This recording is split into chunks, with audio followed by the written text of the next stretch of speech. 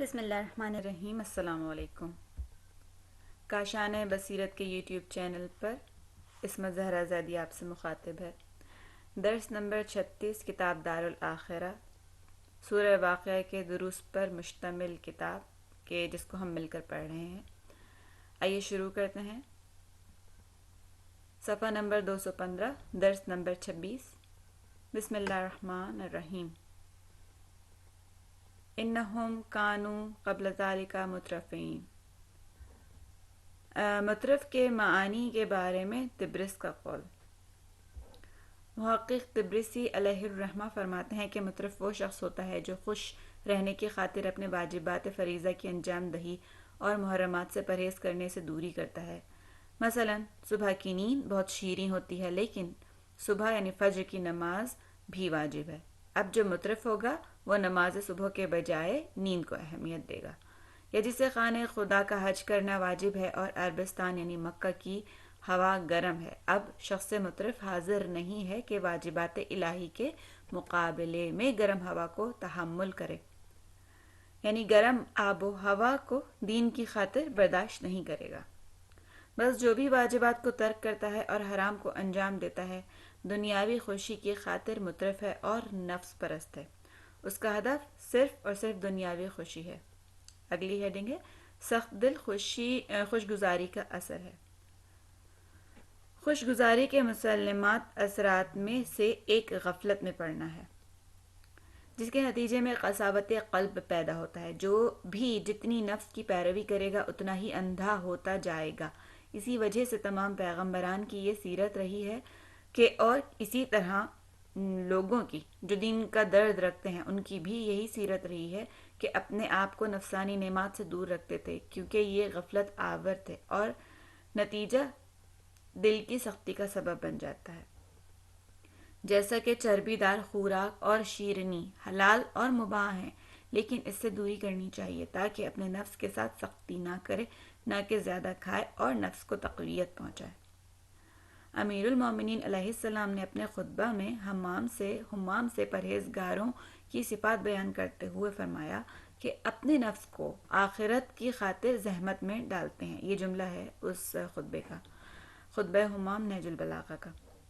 پیغمبر اکرم صلی اللہ علیہ وآلہ وسلم کچھ دیر زیادہ سو گئے۔ یہ ہیڈنگ ہے۔ بحار الانوار کی 6 جلد میں رسول خدا صلی اللہ علیہ وآلہ وسلم کے حالات میں یہ حدیث وارد ہوئی۔ رسول اکرم کا بستر ایک ایسا کپڑا تھا جسے دوہرا کر کے رسول صلی اللہ علیہ وآلہ وسلم آرام فرماتے تھے۔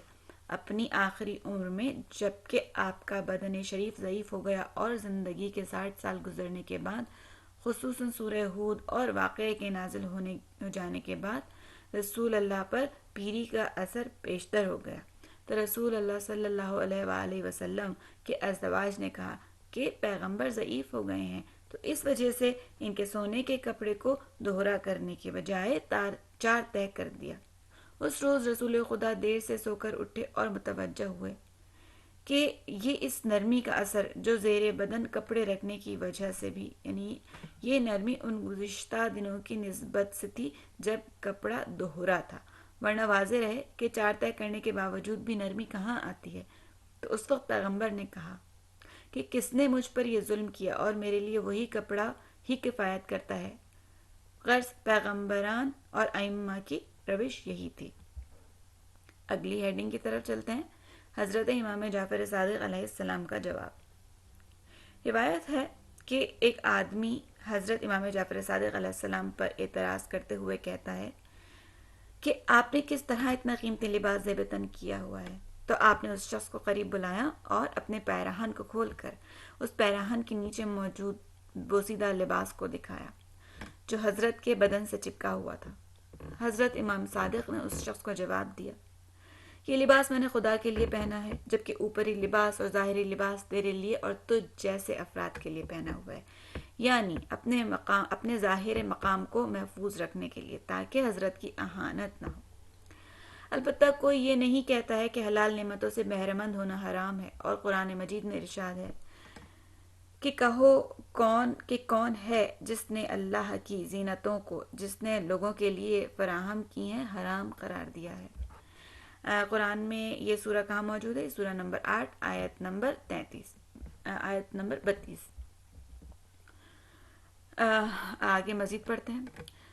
بلکہ ہماری گفتگو یہ ہے کہ خوشی میں ڈوب جانے اور ہوائے نفس کی طرف میل رکھنا آخرت سے غفلت کا سبب بن جاتا ہے، جس کے نتیجے میں انسان میں قساوت قلبی آ جاتی ہے، اور یہاں تک بات پہنچ جاتی ہے کہ اس کے نزدیک آخرت کے امور کم اہمیت اور خدا نکردہ بے روش رہ جاتے ہیں۔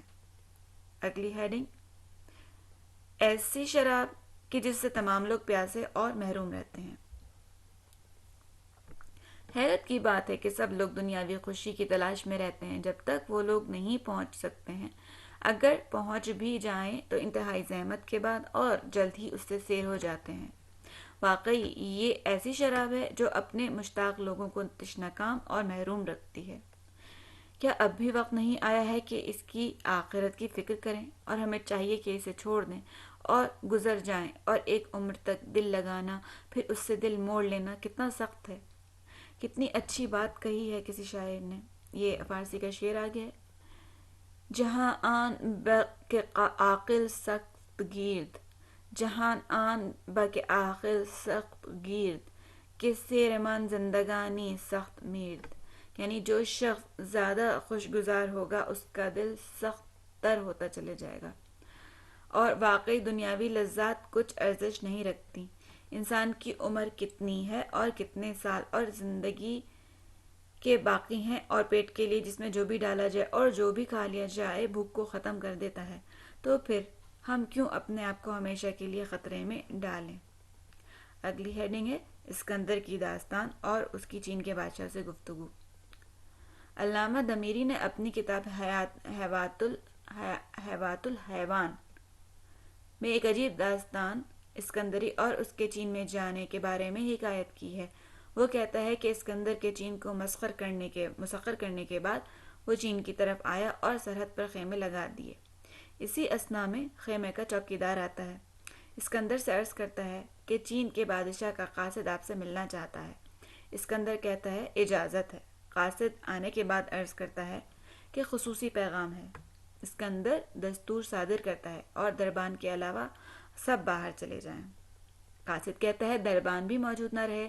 سکندر کہتا ہے پہلے اس قاصد کی تفتیش کی جائے کہ کہیں اس کے پاس اسلحہ وغیرہ تو نہیں ہے۔ اس کی تلاشی لینے کے بعد کہا گیا ہے کہ کچھ نہیں، اس کے پاس کچھ نہیں ہے۔ اس وقت وہ اپنا اسلحہ لے لیتا ہے کہ کہیں اگر حملہ کرے تو اپنا دفاع کیا جائے۔ جب سب چلے گئے تو وہ قاصد کہتا ہے کہ میں خود چین کا بادشاہ ہوں، نہ کہ اس کا بھیجا ہوا قاصد۔ اسکندر کہتا ہے تو کس جرت کے ساتھ تنہا بغیر اسلحے کے یہاں تک آیا ہے؟ تو اس نے جواب دیا میری جرت اس لیے ہوئی کہ میری تجھ سے پہلے کبھی دشمنی نہیں تھی، اور میں نے سنا ہے کہ تو عاقل آدمی ہے اور علم دوست ہے، لہٰذا مجھے تو بغیر کسی قصور کے قتل نہیں کرے گا، اور اگر مجھے قتل کر بھی دے تو ایک آدمی میرے مقام پر نصب کر دیا جائے گا جو تجھ سے جنگ کرے گا اور تجھے قتل کر دے گا، تو تجھے بدنامی اور بدگوئی کے سوا کچھ نہیں ملے گا۔ اس نے کہا اس لیے آیا ہوں تاکہ معلوم کر سکوں کہ آپ میری مملکت سے کیا چاہتے ہیں اور جنگ کیوں کرنا چاہتے ہیں۔ اسکندر نے کہا کہ مملکت چین کی 6 سالہ مالیات نقدی کی صورت میں مجھے دی جائیں، اور اس کے بعد بھی مجھے ہر سال چین کی مالیت کے نصف مالیات دی جائے۔ چین کے بادشاہ نے کہا کہ اگر 6 سال کی مالیت دینے کے بعد ملک ضعیف ہو جائے گا اور خارجی اور داخلی لحاظ سے ملک زحمت میں پڑ جائے گا، تو اسکندر نے کہا کہ تو 2 سال کی مالیت مجھے دی جائے۔ چین کے بادشاہ نے کہا اگرچہ اتنی زحمت تو نہیں جتنی 6 سال کی مالیت دینے کے بعد تھی، لیکن پھر بھی بہرحال زیادہ ہے۔ آخر کار 1 سال کی مالیت میں موافقت ہو گئی۔ پھر اس وقت چین کے بادشاہ نے کہا کہ یہ کام مذاکرات اور صلح کے ساتھ طے پایا ہے، اور ہمارے لیے سزاوار نہیں ہے کہ آپ کو اور آپ کے لشکریوں کو بغیر مہمان بنائے جانے دیا جائے، لہٰذا کل آپ لشکریوں کے ساتھ مہمان ہوں گے۔ اس دعوت کو اسکندر نے قبول کر لیا۔ دوسرے روز جب اس مقام پر اسکندر کا لشکر پہنچا جہاں دعوت دی گئی تھی، تو دیکھا کہ تمام صحرا کو چین کے لشکر نے پر کر دیا ہے۔ ان کے لشکریوں کی تعداد اسکندر کے لشکریوں سے زیادہ ہے۔ اسکندر نے پہلے سوچا اسے دھوکہ دیا گیا ہے، لہٰذا اس وجہ سے اس نے لشکر کو آمادہ رہنے کا حکم دیا۔ لیکن پھر اس نے مشاہدہ کیا کہ چین کا بادشاہ ایک ہاتھی پر سوار ہو کر اسکندر کے پاس آیا اور ادب و احترام سے پیش آیا۔ اسکندر نے پوچھا، کیا تم نے مجھے دھوکہ دیا ہے اور اپنے لشکر کے ساتھ میرے پاس ہو؟ بادشاہ نے جواب دیا، نہیں، ایسی بات نہیں ہے، میں تو صرف اس وجہ سے اس طرح آیا ہوں تاکہ آپ کو بتا سکوں کہ کل رات جو میں آپ کے پاس آیا تھا وہ میرے ضعیف ہونے کی وجہ سے نہیں تھا، میں تو صرف اس لیے آپ کے پاس آیا تھا کہ خون ریزی نہ ہو، اور جب کام جواہر اور پیسے سے پورا ہو سکتا ہو تو پھر خون ریزی کیوں ہو؟ اسکندر نے جواب میں کہا، میں نے جتنے ممالک بھی فتح کیے اس کسی ملک کا بھی بادشاہ تجھ سے عاقل تر نہ دیکھا۔ آخر میں جب دسترخوان لگایا گیا تو اس وقت اسکندر اور بادشاہ کے لیے مخصوص دسترخوان لگایا گیا اور خوبصورت پوش دسترخوان پر رکھے ہوئے ظروف کو ڈھانک دیا گیا۔ خوبصورت پوش سے دسترخوان پر رکھے ہوئے ظروف کو ڈھانک دیا گیا۔ جب اسکندر نے پوش ظروف کو اٹھایا تو دیکھا کہ ایک ظرف یاقوت سے بھرا ہے، دوسرا پوش اٹھایا، دیکھا زمرد سے پر ہے، اسی طرح باقی میں طلا یعنی سونا اور اسی طرح کے انواع و اقسام کے جواہرات سے بھرا ہوا جو کہ دوسری جگہوں میں کمتر پائے جاتے ہیں۔ پھر چین کے بادشاہ نے کہا کہ آپ کیوں تناول نہیں فرما رہے ہیں؟ اسکندر نے کہا، یہ تو خوراک نہیں ہے، کس چیز کو کھائیں؟ چین کے بادشاہ نے کہا، کیا آپ کی خوراک نایاب جواہرات نہیں ہیں؟ اسکندر نے کہا کہ نہیں، میری خوراک بھی دوسرے لوگوں کی طرح کی غذا ہے۔ بادشاہ نے کہا کہ عجیب بات ہے، میں تو سمجھ رہا تھا کہ آپ کی خوراک نایاب جواہرات ہیں جس کی وجہ سے آپ یونان سے یہاں تک آئے ہیں۔ اس وقت اسکندر شرمسار ہو گیا، کچھ جواب نہ دے سکا۔ افسوس، مخلوق اپنا راستہ بھول چکی ہے۔ اگر 1 ملین بھی رکھ دیا جائے تو کیا کوئی ہے جو پیسے کو کھائے؟ آپ کی عمریں کتنی باقی ہیں؟ نعمتوں میں پڑ جانے سے انسان چکر میں پڑ جاتا ہے، یہ ادراک کو ضعیف کر دیتی ہیں اور قساوت پیدا کر دیتی ہیں، اور پھر وہ عبرت نہیں پکڑتا۔ اور فرمان امام علی کے مطابق وما اکثر العبر و عقل الاعتبار، کہ عبرت کے اسباب زیادہ ہیں لیکن عبرت کم ہی حاصل کرتے ہیں۔ یزید بدبخت نے دیکھا کہ اس کے باپ نے امام علی سے جنگ کی اور امام حسن کو شہید کر دیا، لیکن اب اس کا باپ کہاں گیا اور اس کی عمر اور تمام افعال کا نتیجہ بھی دیکھا، لیکن اس سے عبرت پکڑنے کے بجائے تاکہ قاتل امام حسین نہ بنے، بلکہ اس نے تو اپنے باپ کی وصیت کہ دیکھ تو حسین ابن علی سے اپنی حکومت کی خاطر جھگڑنا نہیں، اس یزید ملعون نے اس وصیت کا بھی لحاظ نہیں کیا۔ صفحہ نمبر 223 پر ہم نے درس نمبر 26 کا اختتام کیا ہے۔ آگے بڑھتے ہیں صفحہ نمبر 224 پر۔ صفحہ نمبر 224 پر درس نمبر 27 کا آغاز ہو رہا ہے۔ بسم اللہ الرحمن الرحیم۔ انہم کانوا قبل ذالک مترفعین وکانوا یصرون علی الحنث العظیم۔ ہیڈنگ ہے کچھ تشریح اصحاب شمال اور اصحاب یمین اور سابقین کی۔ دوسری بعض وجوہ جو دوسرے مفسرین نے بیان کی ہیں، بریکٹ میں لکھا ہے کہ اس میں کچھ زیادہ ہی دقت کی ضرورت ہے۔ وہ بیان کرتے ہیں کہ دنیا میں 3 گروہ ہوں گے۔ پہلا گروہ وہ ہوگا جو دنیا سے فریفتہ ہوگا اور ظاہری دنیا سے دل لگائے گا، اور اس گروہ کے تمام ہم و غم دنیاوی لذات و شہوات کی خاطر ہیں، اور اسے کسی حلال یا حرام سے کام نہیں ہوگا۔ یہ گروہ اچھی خوراک، اچھے گھر، زیبا لباس اور شہوت جنسی کے پیچھے ہوں گے، اور اسی طرح کے لوگ اصحاب شمال ہوں گے جو آخرت سے بے خبر ہوں گے۔ اور مطرف بھی ایسے اشخاص کو کہتے ہیں جو ناز و نعمت میں ڈوبا ہوا، جس کے دل میں خدا کی محبت کے بجائے دنیا کی محبت نے گھر کر لیا ہو۔ مجمع البیان میں مطرف کا معنی الذی ینصع ما یشاء کہا گیا ہے، یعنی مطرف وہ ہوتا ہے جو دل میں آتا ہے کرتا ہے۔ اسی طرح قاموس اللغت میں مطرف کے معنی ہے کہ مطرف وہ شخص ہے جسے حرام اور حلال کے بارے میں یہ نہیں کہا جا سکتا ہے کہ یہ کام حرام ہے یا حلال یا خلاف شرع، کیونکہ اس کے نزدیک اس کی کوئی اہمیت نہیں۔ دوسرا گروہ ان لوگوں کا ہے جو جانتے ہیں کہ اس عالم کا کوئی مالک ہے، یہ عالم خود سے نہیں بنا ہے بلکہ اس کا بنانے والا کوئی ہے، اور یہ بھی جانتے ہیں کہ مالک کی اجازت کے بغیر اس کی چیزوں میں دست درازی نہیں کرنا چاہیے۔ خلاصہ کے طور پر وہ لوگ اپنے کاموں کو شرع کے مطابق انجام دیتے ہیں، اور یہی لوگ اصحاب یمین میں سے ہیں، اور آنکھ، کان اور ناک کے اعتبار سے، ہاتھ اور پاؤں اور زبان کے اعتبار سے بھی اس شریعت کی حدود کے پابند ہیں، جسے خاتم الانبیاء حضرت مصطفیٰ صلی اللہ علیہ وآلہ وسلم نے معین فرمایا ہے، اور خدا کی محبت اور آخرت کی محبت نے ان کے دل میں تجلی کر لی ہے، ان کے دل میں جگہ کر لی ہے۔ تیسرا گروہ ان لوگوں کا ہے جنہوں نے دنیا کے مالک حقیقی کے کمال علم اور قدرت کو اپنی ظرفیت کے مطابق درک کرتے ہیں، اس وجہ سے وہ اس معانی میں غرق رہتے ہیں اور ذرہ برابر بھی دنیاوی نعمتوں سے علاقہ مند نہیں رہتے، یعنی وہ نعمت کو نہیں دیکھتے بلکہ صاحب نعمت کو دیکھتے ہیں، یعنی اس کے دل میں صاحب نعمت یعنی اللہ کی محبت اتنی گھر کر چکی ہے کہ دل میں غیر خدا کی محبت کے لیے جگہ باقی نہیں رہ گئی ہے۔ مترفین اور اصحاب یمین کی موت۔ اس طرح جان نکلنے کا اصحاب شمال یعنی مترفین کا اصحاب یمین سے عالم مختلف ہوگا۔ جس شخص نے ایک عمر تک مال جمع کیا ہو اور اسی سے دل لگایا ہو، اور دیکھیے کہ اب غسل دے کر لباس کفن پہنا کر لے جایا جا رہا ہے، وہ سمجھ جائے گا کہ یہی موقع فراق یعنی اپنے محبوب یعنی دنیا سے چھڑایا جا رہا ہے، اور خدا کی پناہ وہ ایسے عالم میں لے جایا جا رہا ہوگا کہ اس کے دل میں خدائی دشمنی ہوگی۔ لیکن اصحاب یمین نے دنیا میں کبھی مالکانہ نظر سے اس دنیا میں نگاہ نہ کی ہوگی، اور وہ ہر چیز کا خدا کو مالک سمجھتا ہوگا اور اس میں تصرف خدا کی مرضی سے کرتا ہے، اور اسے یقین ہے کہ اس سے اچھے جہان لے جایا جا رہا ہے۔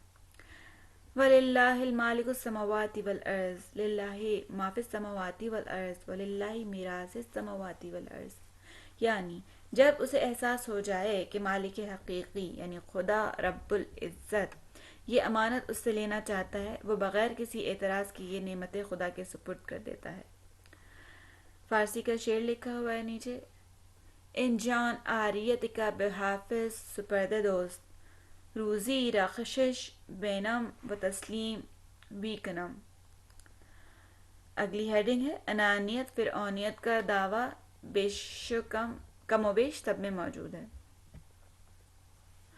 اصحاب یمین ملکیت کا دعویٰ نہیں کرتے ہیں کہ وہ کہیں کہ میں مالک ہوں، جس طرح کہ فرعون نے کہا کہ کیا میرے لیے ملک مصر نہیں ہے۔ اس بات کا ریفرنس موجود ہے سورہ نمبر 33 آیت نمبر 51۔ فرعون بدبخت نے ملک مصر کی خاطر اپنا مستقل مالک اور انانیت کا دعویٰ کیا،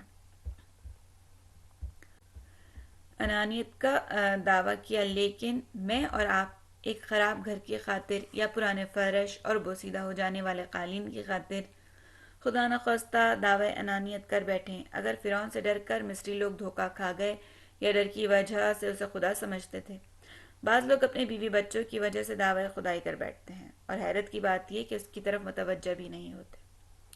اسی وجہ سے کہ فرعون نے انا ربکم الاعلیٰ کہ میں تمہارا برتر پروردگار ہوں، ان لوگوں کو بھی اسی طرح کے عذاب کی توقع رکھنی چاہیے۔ اگلی ہیڈنگ ہے ہارون اور مصر کی حکومت۔ ہارون عباسی خلیفہ تھا جس کی حکومت میں مصر ایک صوبے کی حیثیت رکھتا تھا۔ اس نے جب قرآن مجید کی تلاوت میں الیس لی ملک مصر یعنی کہ کیا مصر میرا ملک نہیں پڑھا تو اس نے ایک تعجب کیا اور اپنے وزیر سے کہا کہ تو پس تر آدمی کو میرے پاس لا۔ وزیر نے کہا اچھا، اور ایک ایسے آدمی کو پیش کیا جو کسی خرابے اور گندگی کی جگہ پر کتے کے بچے کے ساتھ کھیل رہا تھا۔ ہارون نے اس آدمی کو دیکھ کر کہا اس پست آدمی کو دیکھ کر کہا کہ اگر میں تجھے ملک مصر کا حاکم بنا دوں تو کیا اسے چلا سکتا ہے؟ اس نے کہا ہاں۔ ہارون نے کہا میں تجھے فرعون کے دعوی خدائی کرنے کی وجہ سے حاکم مصر قرار دیتا ہوں تاکہ یہ بات فرعون کے لیے اور بھی زیادہ شرمساری کا باعث بنے۔ اس شخص کے بعد اس کے بیٹے کو بھی مصر کی حکومت ملی۔ کوئی نہیں تھا جو کہ ہارون سے کہتا کہ اگر زبانی خدا کا دعویٰ نہیں کر رہا تھا لیکن عمل اور فکر کے اعتبار سے فرعون سے کم بھی نہیں تھا۔ اس بات پر بہت سے ثبوت ہیں لیکن یہ بات ہماری بحث سے خارج ہے۔ اگلی ہیڈنگ پر چلتے ہیں۔ بہت سے درجات تفضل کی بنا پر ہیں، استحقاق کی بنا پر نہیں۔ بعض مفسرین اس ضمن میں اس نکتے کی طرف متوجہ ہوئے ہیں کہ خدا نے اصحاب یمین کو کیوں نعمتیں دی ہیں، اس کی وجہ بیان نہیں کی، جبکہ اصحاب شمال کو کیوں عذاب دیا گیا، اور وجہ ان لوگوں کی بے خبری اور آزادی کو بیان کیا، جبکہ اچھے لوگوں کو جنت میں جانے کی وجہ بیان نہیں کی گئی اور برے لوگوں کے جہنم میں جانے کی وجہ بیان ہوئی ہے۔ اس بات کا جواب یہ ہے کہ اس میں شک نہیں ہے کہ مقام بہشت تمام کا تمام تفضل الہی ہے، اگرچہ صحیح ہے کہ اس کے ایمان اور عمل تقوی تھا، لیکن یہ بھی فضل خدا کا نتیجہ ہے جس نے اسے توفیق عطا فرمائی۔ اس بات سے قطع نظر تمہارے عمل کی کتنی قیمت ہے، اگر اپنے اعمال کی قیمت سے حساب کرو تو کتنی قیمت بننی چاہیے۔ 1 گھنٹہ نماز پڑھی، 1 شب بیداری کی۔ صاحب عدت الدائی کتنی لطیف بات بیان کرتے ہیں کہ اگر تو تمام رات جاگ کر راد الہی میں بسر کرے تو اس کی کتنی قیمت ہونی چاہیے، یعنی 1 رات جاگنے کی کتنی اجرت ہونی چاہیے، تو اس کے برابر یا دوگنا لے لے۔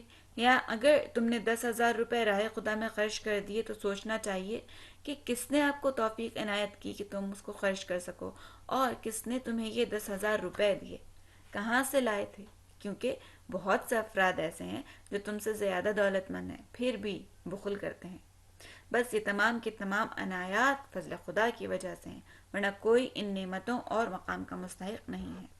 اگلی ہیڈنگ 70 سال کی عبادت اور روز کے 2 انار۔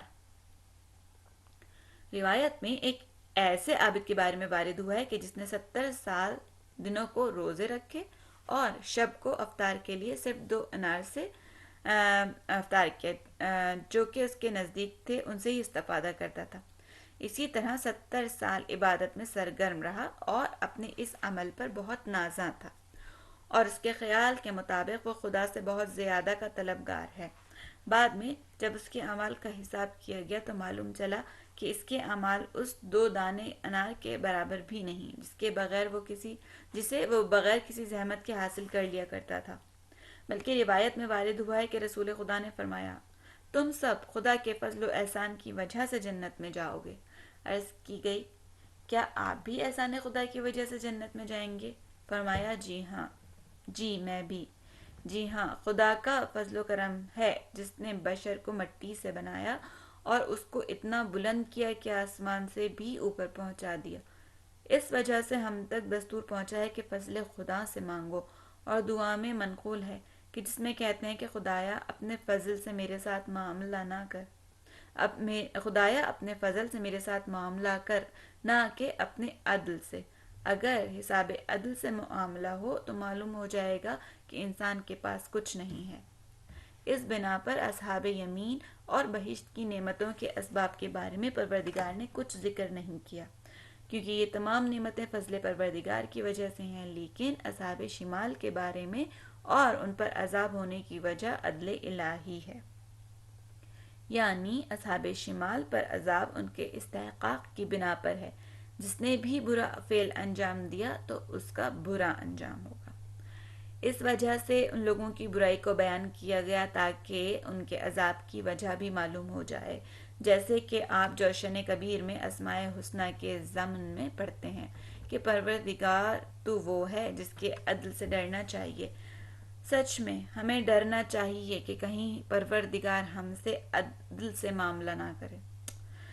اگلی ہیڈنگ، گناہ کے بعد پھر گناہ کرنا عذاب الہی کا سبب ہے۔ کانوا یصرون علی الحنث العظیم، یعنی وہ لوگ گناہوں کی تکرار کرتے ہیں۔ عذاب کی دوسری وجہ جو بیان کی گئی ہے وہ یہ ہے کہ یہ لوگ گناہ کبیرہ کو بار بار انجام دیتے تھے۔ ہنس گناہ کے معنی میں ہے، یعنی پے در پہ گناہ کرنا گناہ کو کم اہمیت کر دیتا ہے، اور اس کی وجہ گناہ پر بار بار سر ابھارنا ہے۔ ہنس عظیم یعنی بڑے گناہ کے لیے 3 وجہ ذکر ہوئی ہیں۔ اول، شرک کرنا خدا کے ساتھ، جیسے شرک عظیم مانند بت پرستی یا بشر پرستی، یا شرک حقیقت اور پوشیدہ شرک جیسے نفس پرستی، اور ایسا معبود جو دشمن ترین ہے۔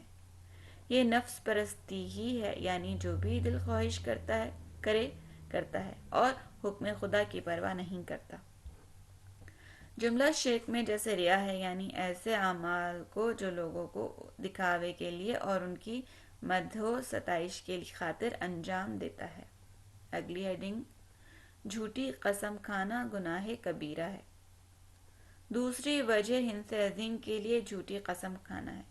یہ ایسا گناہ ہے جس میں دنیاوی اثر اور آخرت کی عقوبتیں بھی شامل ہیں۔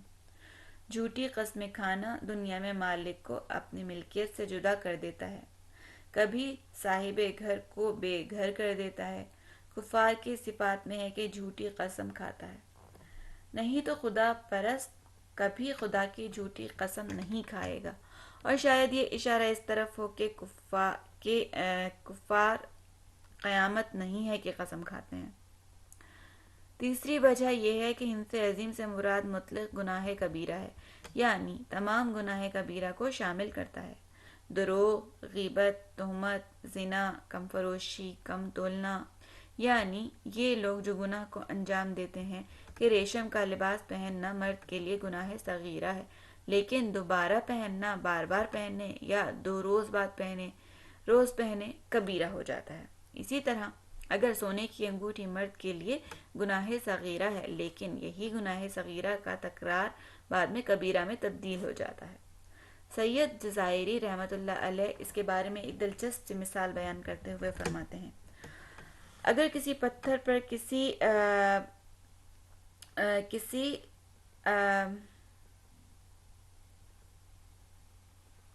یہ ورڈ یہاں پر مسپرنٹ ہے میرے خیال سے، روزان سے قطرہ قطرہ پانی گرتا رہے، اگرچہ صبح سے شام تک اس پتھر کے نیچے ایک بالٹی پانی ہی گرا ہوگا، لیکن یہ اس طرح سے گرنا اس پتھر میں سوراخ کر دیتا ہے، حالانکہ کہ اگر یہی پانی اس پتھر میں ایک دفعہ ایک ساتھ ڈال دیا جائے تو کبھی اس کا کچھ نہ بگڑے گا۔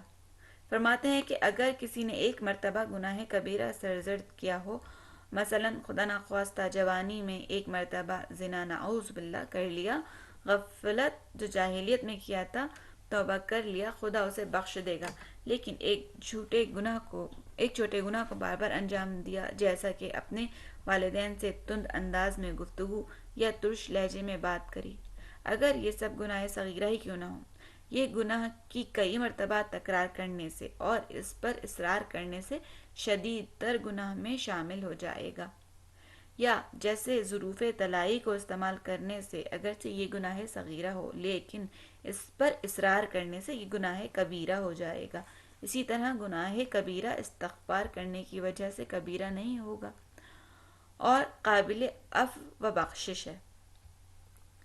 گناہ صغیرہ کی یہ اگلی ہیڈنگ ہے، گناہ صغیرہ کی تکرار ایک ہی قسم کے گناہ یا مختلف الانواع میں۔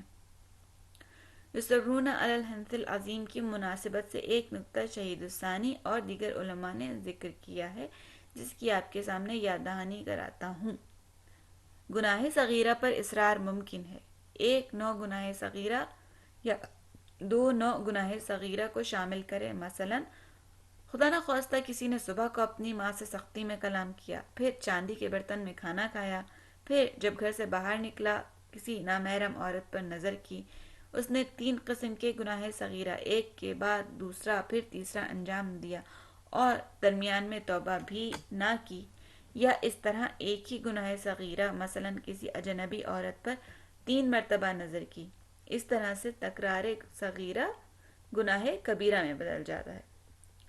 اسی طرح گناہ صغیرہ کو چھوٹا سمجھنے سے یہ بھی کبیرہ میں بدل جاتا ہے، اگرچہ یہ گناہ صغیرہ میں سے ہی کیوں نہ ہو، پھر بھی گناہ کبیرہ میں تبدیل ہو جاتا ہے۔ اسی طرح گناہ پر خوش ہونے سے بھی یہ گناہ کبیرہ میں تبدیل ہو جاتا ہے، جیسے کسی سے خوشحال ہو اور کہتا ہے کتنا اچھا کہا کہ میں نے اس سے کچھ نہیں کھلایا اور 10 باتیں بھی سنائی، مثلا کسی شخص نے سامنے والے سے کچھ ٹیڑھی بات سنی پھر اس کو 10 سنائی، اور اس طرح کے طرز عمل سے خوشحال بھی ہو، اور مثلا کہ میں نے اس سے ایک بھی نہ سنی جبکہ 10 مزید سنائیں۔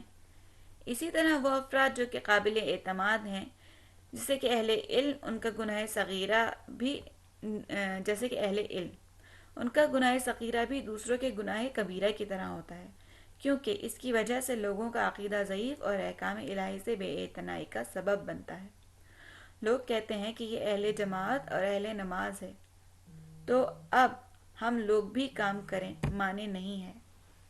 توبہ کا ترک گناہ پر اصرار ہے۔ اصول کافی کی روایت میں حضرت امام محمد باقر علیہ السلام اصرار کے معانی کے بارے میں فرماتے ہیں، یہ ایسا ہے کہ جیسے کوئی شخص گناہ کرے لیکن اس گناہ کے ترک کرنے کا ارادہ نہ کرے اور توبہ کی فکر نہ کرے۔ اس بنا پر گناہ پر اصرار کا علاج توبہ ہے۔ اس وجہ سے بعض فقہا نے اس طرح فرمایا ہے کہ توبہ واجب فوری ہے، اور شیخ بہائی کے فرمان کے مطابق جتنی بھی تاخیر کرے واجب کی، وہ پیشتر عذاب کا سبب ہے۔ اگرچہ بندہ بارگاہ خدا میں توبہ کرے تو خدا اس کے تمام گناہوں کو بخش دے گا۔ روایت میں ہے کہ جب کوئی بندہ گناہ کرتا ہے اور توبہ کرتا ہے، پھر واپس ہو گیا، پھر توبہ کی، پھر اسی طرح تیسری مرتبہ پھر توبہ کی، تو ندا آتی ہے کہ ملائکہ دیکھو ہمارا بندہ کس طرح ہمارے گھر کو نہیں بھولتا اور جانتا ہے کہ اس کے لیے ہمارے سوا کہیں جائے پناہ نہیں ہے۔ درس نمبر 27 کا اختتام ہوتا ہے صفحہ نمبر 235 پر۔ یہاں پر ہم اپنی گفتگو کو روکتے ہیں۔ انشاءاللہ اگلے سیشن میں پھر آپ سے ملاقات ہوتی ہے، جب تک کے لیے اجازت دیجیے۔ والسلام علیکم ورحمۃ اللہ وبرکاتہ۔